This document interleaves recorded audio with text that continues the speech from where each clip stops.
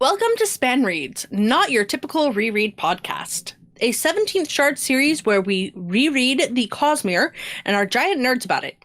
Today, we will be talking about Shadows of Self. Joining me is Jess. Hello, I'm Lady Lameness. Ian. Hey, I'm your writer. Rosemary. I'm Kaymyth. And Ben. Hey, you guys also know me as Overlord Jebus. I am Michelle, or firstRainbowRose. Today's spoiler policy is we will be having full spoilers for Mistborn Era 1, Alloy of Law. Actually, no, wait. I was going to say. Cosmere. So this episode has full Cosmere spoilers. Yeah. Mistborn Era 1, Alloy of Law, Shadows of Self, and literally everything. Yeah. And as discussed, this is the Cosmere as the whole episode. The most recent book that has been released is Rhythm of War. So if you're watching past that and you're wondering why it is that we're not discussing X in book Y, it's because we're not time travelers. Yet. I mean, we are. Or we We're traveling were. into the future at 1 second per second. Yeah. But So technically, And also, since we're recording this so far in the past, we're also kind of jumping to the future right now as well. That's true. It just so happens that there hasn't been a Brandon book between those 2 points for us to talk about. We're recording this months before you folks get to see it. Hello from the past. I bet my hair is a very different color by now. So when this book was announced, like Shadows of Self, it was very exciting because Shadow of Self is a thing we've heard before. In The Hero of Ages, chapter 75, Sazed is talking with the first generation of Kandra. Does that mean then that preservation has returned? That is not possible, Haddock said. Preservation's power remains, for power cannot be destroyed. His mind, however, was all but destroyed, for this was the sacrifice he made to imprison ruin. The sliver remains, another reminded him, the shadow of self. Yes, Haddock said, but that is not preservation, just an image, a remnant. Now that ruin has escaped, I think we can assume that even it has been destroyed. That has nothing to do with this book. I'm like, Brandon, what's going on? Very It's soon. such a clever way to use it, though, because of how it relates to Lessie/Palm/Bleeder, because each one of those is a different aspect of who she is.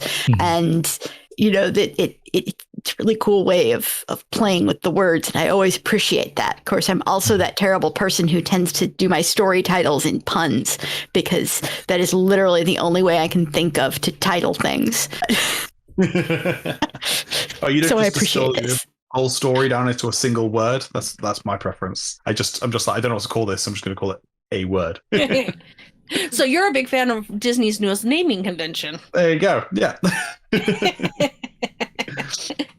But yeah, I can't imagine. I only came into the fandom just after these 2 books came out, I believe, Shadows and Bands, and so I can't imagine the theories that must have been going around that is preservation's cognitive shadow going to turn up in Shadows of Self. I imagine that went around a bit. I don't remember any specific theories.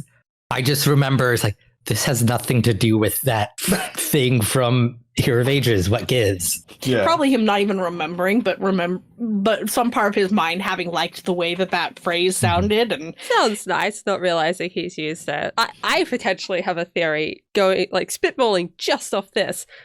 And whether it's actually a very obscure reference to Kelsier, because there is another obscure reference to Kelsier that the first time reading it, particularly if you haven't read, like, Secret History, it means one thing, and then you reread it and it means another thing. yes, I loved that sneaky little. And if you haven't read Secret History by now, well, clearly you have read Bands of Mourning, so you need to go read Secret History now. Yeah. Pause Because, the video. Go read it now, and then you can come back. yeah. It's when Wax is talking to Harmony and goes, being God is more complex than a mortal can comprehend, Wax said. What a surprise. Harmony chuckled softly. Wait, Wax thought, did I just get sarcastic with God himself? Yes, you did, Harmony said. It is well. Few act that way towards me, even amongst the Kandra. It feels good to me, like older times, since Kelsier. Well, I haven't had much of that. With full Secret History, it's like, this is just a reference to when they were friends, and now it's like, are you kidding me? that Oh, you yeah. guys have talked. You guys have talked since then, but now you're not talking. And this means so much more now. And it just reminds me of what you just read, Ian. It's like, oh, because Kelsier picked up preservation. Is it maybe a reference to Kelsier? Well, I think there was another like sneaky reference to one of my notes was Kelsier sighting, and then I don't remember. I wrote nothing but Kelsier sighting, and then didn't bother to give context. And by the next day, it was like, what was I referring to? But I think there was another reference to him still being alive. That Yeah, I think you so. don't pick up on until after you've read Secret History, and you're like, oh, you cheeky man. Sneaky So Brandon. I think, to be fair, a lot of us picked up on it just because Brandon had told us long before he wrote Secret History that Kelsier was still kicking around somehow. Yeah. So we were primed to watch for that kind of thing. I'm kind of glad that I wasn't in the fandom at that point then, because it was such a moment for me when I finally got to Secret History and realized he's not dead, because I never wanted him to actually be dead, but I really thought Brandon committed to it. He's only So I'm kind mostly of glad that I just got that straight from the books. I was around and I didn't pick up on it. I was just like, okay, cool. I thought he was kicking around as in he was kicking around like Sazed's side of things, not like, oh no, he yanked himself back down to Scadrial and yeah, plenty of things to talk about with Secret History when we do our series on Secret History. Yeah. Yes. Another reference that I picked up on was in Rhythm of War and Sazed's letters. There is a reference to like Sazed's sword and someone who is his champion. And I know a lot of people think it's Wax, and there is a reference to Sazed's sword in this, and it says it's Wax as well. And it goes, I'm not Harmody's hands, Wax whispers, I'm his sword. And just reading Rhythm of War, then reading this, I'm like, oh, okay, I guess it's not Kaladin then. Yeah, it's like I really wanted it picked to up be Kaladin. like exclamation points in my head at that point. I'm like, oh, he's just like, because I did think he was referencing Wax reading Rhythm of War, but this I'm like, oh, like no, he just like explicitly says, Yeah. sword here. Yeah. Oh my god. Just how does that work when you interact both books? I guess I still think of Era 2 as that side project Brandon did that's self-contained, and now it's like, maybe it's not self-contained. It's interesting to think, though, that Sazed wrote that letter probably while Wax was still in the roughs developing. So he was still in the process of waiting for the sword to finish forging. It's like, yeah, it's still got a few years left in the microwave. It'll be done soon. it would be, I am very interested to see where on the timeline officially Era 2 is. Because do we know, like, what have we been given by way of where? Yeah, It keeps going back and forth. Yeah. Right now, it's after book 5. It's like possibly during the gap between 5 and 6. It might be as late as between 7 and 8. He's not entirely sure. Officially, it is after the first half of Stormlight 1 is when Era 2 takes place. That makes sense. So, the other thing to really discuss, and Ian put it beautifully, the ethics of shard plotting. I don't think I came up with that. That was me. Yeah. Rosemary But- put it beautifully. So there was Ben has some things to say on this, and we also had, when we did the podcast with Murphy talking about Era 2, Murphy Napier, we had someone responding saying that we didn't hold Harmony to task enough for the crap that he pulled. And I kind of wanted to dig into that with comparing Harmony to what some of the other shards have been up to. And how his shenanigans fall on the ethical scale, because a lot of them are doing some sketchy things. I mean, Cultivation is doing some sketchy things because, I mean, we don't even know.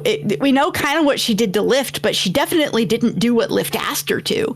The big thing is Harmony is doing things without permission from the people that he is affecting.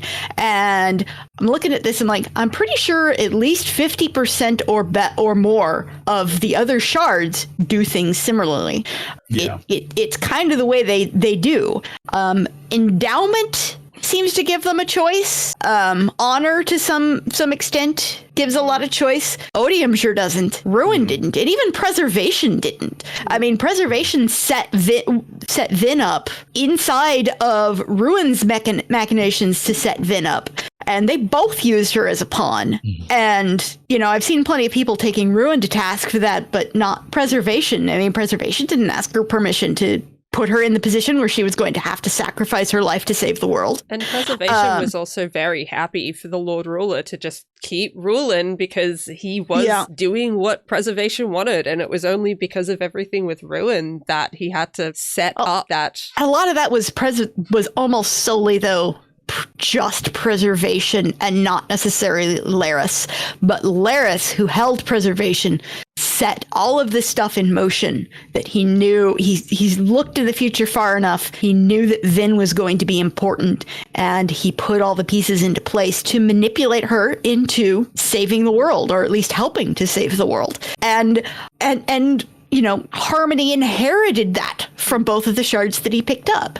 So Sazed, you know, he does these things, but he's also very strongly influenced by the shards that he holds. I think it's harder as well for us as readers to see Sazed doing this because he is a character that we know very well from Era 1, who is also this very kind and caring character.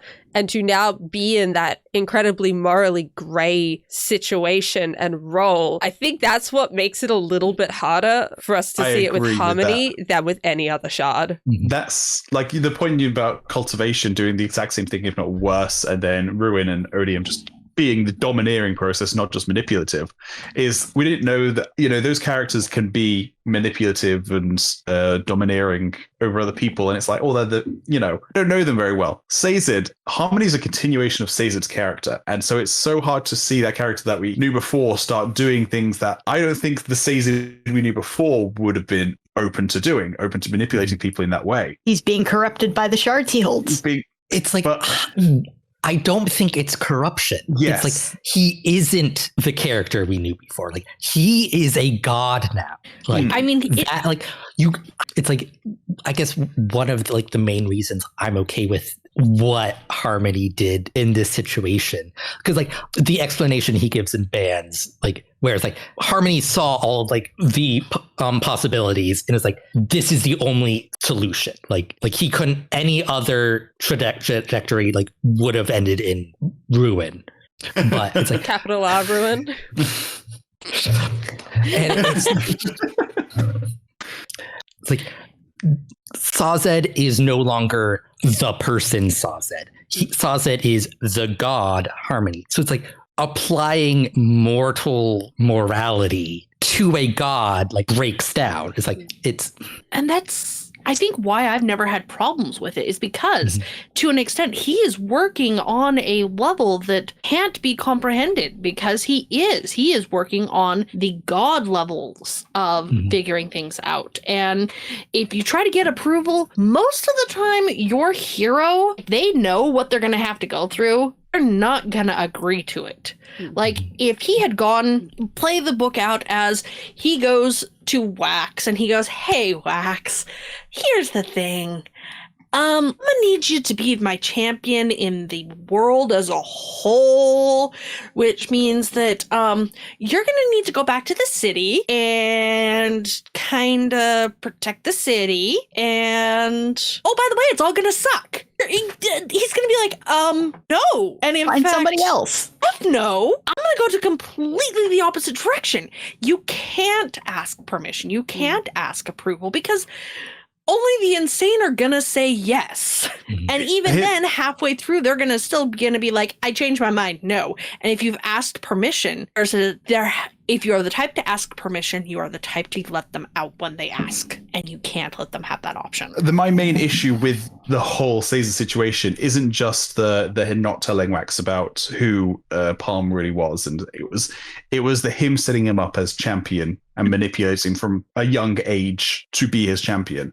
And if you're a god who has the ability to see far in the future and all these possibilities, you should be able to find someone who would say yes in that situation. Again, it's almost the reverse when you say, oh, you can't ask permission because if they say no, then they'll just leave. Well, you're God. You can find someone who'll say yes. You can. I don't believe Wax is the only person who could have done the things in the books. You know, that he just shot a couple of people. You know, it can't have been that hard to find someone who would willingly do that. And it's like, I see your point, but I feel like we have to trust Sazed that, like, if that was an option, that is the direction Sazed would have gone. So the fact that Sazed didn't do that means like that wasn't a possibility. But see, then I still think that the shards are fallible, and you know their future vision only goes so far. I think for me the fact that they manipulate people when they've got future vision and can see how those manipulations will play out, you're essentially erasing that person's free will. You could still say yes, Wax is making those decisions.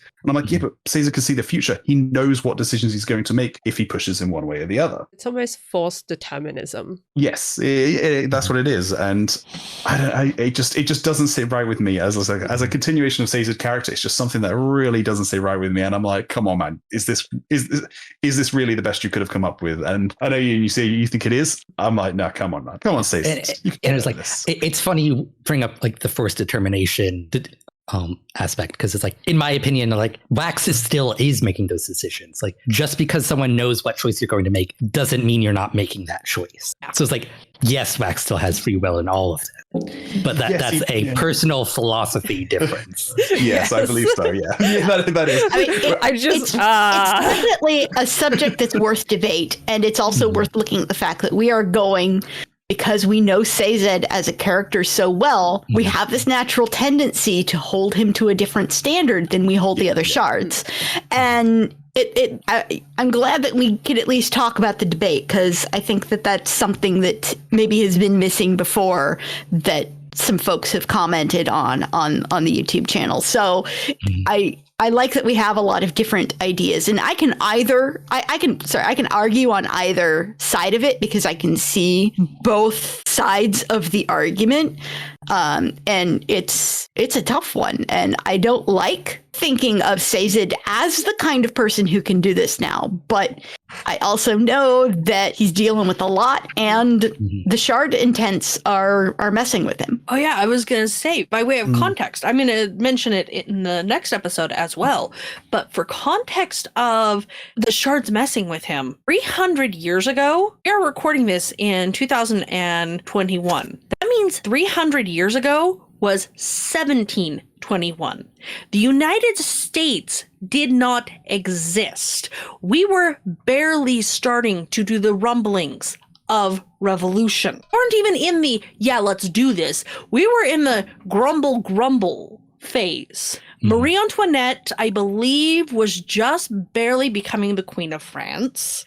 Like, imagine 300 years of being exposed to ruin, pure ruin of just destroy it all, and pure preservation of no, it's in the bubble, don't touch the bubble is beautiful, and trying to balance those two things out. Like, the first 100 years was probably him just going, you shut up, no, you shut up, no, you shut up, no, you shut up, no, shut up, both of you, and just trying to figure out how to get the two of them to play nice with each other. Like, it makes sense that he is such a different person, because he's had 300 years of interacting with them. Even just 300 years of living would change you, but 300 years of holding two diametrically opposite cosmic powers. Yeah, and it's 300 years of not being among the people, being above the people. Yeah. Like, it's like, he can't just, like, he really can't just go down and like talk to people. Like he is like the third person like God game, basically. It's like all of the people are running around and it's like he's trying to do like the best to like keep everybody alive. Scadriel Tycoon. It's like roller And he's coaster also tycoon.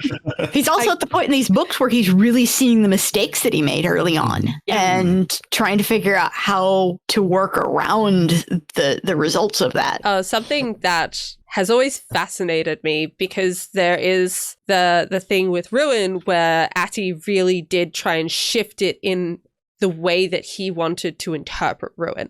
So whenever Cesar's talked about, I have to perfectly balance these two things, I've always wondered how much the way he does it is that the main way that power would go if it didn't have anyone to really shape it? Because part of me thinks that that's just how Cesar interpreted Harmony and how he had to try and balance these two things, which he's not even good at doing anyway, and just kind of pretends that he's not meddling. And I've just always found that fascinating, because I can totally see where Ben's coming from with, well, did he really have to do it this way? And I'm not sure that I think he did have to do it that way. Maybe not to the smaller scope that you're thinking of, Ben, but just on a wider scope of he's always trying to make these decisions so that he doesn't tip the balance of preservation and ruin. But Brandon said that Harmony is not just these two shards shoved together. It is its own shard. Yet Cesar still looks at it as two shards, almost. Because it is still two shards. It's complicated because it's like, because they are two shards and they are one shard. They are both. But where does the intent come from? Does it come from, is it the original two intents, or is it the intent of the new shard? And I kind of think that Cesar's gone one way with it, but you could go the other way with it and look at Harmony as an intent, not at, well, I'm holding preservation and ruin, so therefore I have to have the intents of preservation and ruin as they were before. Well, Brennan has described as like him being stuck between two tides. So it's like the two intents are still having an effect on it. Like, and it's like, this actually gets into, in Rhythm of War, we find out about hybrid lights. And so it's like, it's the different shards, even though they come together to create something new, they're still made of those two different things. That's true. I guess I just wonder which intent and where it's coming from, and whether it could have gone a different way. Because there's the whole thing in Mistport Era 1 of Discord thing. The Discord thing. And I just wonder if there is a different way that Cesar could have interpreted Harmony, even if he's still being pulled between these two shards, but he seems to have interpreted it in the most literal way that he could have. Which is very Cesar. Yeah. Sure. No, I can definitely see, like, if you were to take like a water and oil, pour them into a bottle, you've got the water, you've got the oil. But if you were to shake it up, could you find an emulsifier that shakes it up and turns it into something else? Which I think he has. It's just like, could there be a different emulsifier that results in something slightly different? Is what Jessie is going for. Yeah, I've always seen him as kind of holding ruin and preservation, and I've never really thought of Harmony of having its own intent, because it is very, like I said, Brandon's spoken about it that way, but I guess it is possible there is kind of that combined third intent of Harmony that's not just pushing him to, he can't act because he can't. The way I've always read the I can't act because I'm Harmony thing is that he's holding the two, trying to keep them together. And so he can't do things because he can't tip the balance one way or the other. Not that it's, I'm holding these two together and therefore my intent now is to keep harmony in the world, I took it as I can't tip the scales one way or the other, because if one were to then become overpowerful, then it would overpower, period, and that would then become the dominant thing. But it would be very interesting to see if he had gone for, because if you think about it, in order to have a harmonious society, you really do need both destruction and preservation in order to truly have harmony in something. So it could have been very interesting to see if instead he had gone for the treating harmony as its own intent instead of as trying to make sure that the scales are balanced between these two forces. could have been Mhm. very interesting to see. And one thing I kind of am wondering about is one of the other things I've always thought about, this whole champion business with manipulating Wax is Harmony has like a whole group of immortal servants dedicating their lives to him, their immortal lives to him. And so if he needs a champion, pick one of the immortal ones, surely. But what I've always wondered is a shard saying something the same as them acting that way? Say, for example, he couldn't destroy things. Could he order a conjure to go destroy it? Could he say, hey, can you go destroy that thing? I think the Condor would have a big problem with that because they've spent, their entire lives, centuries, even the younger ones, having it drilled into them, they shouldn't kill humans. And I think it would be very psychologically damaging to most of them to try to put them in that champion role, which is why they're not a good choice. But others, Milan is more than happy to go about killing people. I'm not saying she'd be a great champion, but someone like Milan, but hey, can you do what you do? Are there any? Because there aren't very many of them either. Is there anyone that way? Is there anyone as relaxed as Milan is who would actually fit the champion mold? And I'm not so sure. I think Tensoon comes closest, but he won't kill. Yeah. Yeah. In this book, he's talking to Wax and says, I am his preservation, you are his ruin, which is a great line. But it's in my perspective, because Sazed is viewing the possibilities of the future. It's he picked Wax for a reason. I don't think he just randomly chose a person and I'm going to turn this guy into my champion. It's there is some reason that it is Wax. Some reason that Wax is capable of doing something no one else can at the point in time at the specific place that Sazed needs him to. Because it's eventually 100 years from now, it's the exact person you describe is going to live, but that doesn't work for right now. It's I can't wait 100 years for my champion. I need a champion now. Especially when you've got some unknown shard trying to make inroads on your home turf. Yeah. Mm-hmm. See, it's the God Wars thing that kind of does make things a bit hard for me, where I'm it's all nice to be saying all these things, but there is another god who probably might not have the same reservations and limitations that Sazed has, and they might have no issue whatsoever recruiting people, dominating them, and sending them off to war. And so that does throw a wrench in kind of my philosophy on what shards should do and what's the moral things for shards to do. But it's why I kind of always like the point you're making, Ian, about there's someone might be a perfect champion in the future who's willing and able to do what their shard needs them to do. And it's why I kind of liked the theory. It's why I liked the idea that Wax was almost like a failed champion. He's a champion that Sazed has built up, but for a time there, Sazed lost him. Wax did not want to have anything to do with him, and so he's an imperfect champion. If he went up in a champions battle is coming up in Storm of the Archive, he might not come out on top. He might not be able to stand there and do what needs to be done. Yeah. And that is an interesting point, but I think Harmony foresaw the fact that when Wax found out those things, that Wax was going to turn against him. But he also knew that Wax, once Harmony is able to explain himself, Wax would come around. So he knows when I get the chance to explain it to Wax, Wax will be maybe not fine with it, but he will understand the choices I am making. Yeah, he also waited until Wax was literally dead to do it. Well, he didn't have any way to talk to him before then. Yeah, it's Wax wasn't putting in the earring. Yeah, true. Obviously, we don't want to get too much into Harmony and Wax's conversation, but I just want to, there was an excerpt in this book that I'm going to read, and I just want you to remember Harmony gives him the two choices that Wax thinks are duty and adventure, and Harmony is no, that's just another adventure. This is from Shadows of Self, chapter 18. Freedom to Wax wasn't the absence of responsibility. He didn't doubt that if he left again, he'd find himself as a lawman once again. No, freedom was not lack of responsibilities. It was being able to do what was right without having to worry if it was also wrong. And that, I feel exemplifies his choice of duty not being duty, just a different adventure. That line actually plays really well into what was brought up before with Marasi. And I think it's really good to have somebody else clean up my messes. That actually really shows his point of view of just he doesn't see himself as needing to pick up after himself. He doesn't see himself as a problem. Yeah. Yeah. Because he's like, oh, freedom is just the ability to do what I want without responsibility. And it's like... And everyone around him is like, that's nice. If only we could all have that. Great to be you. Thank you for watching.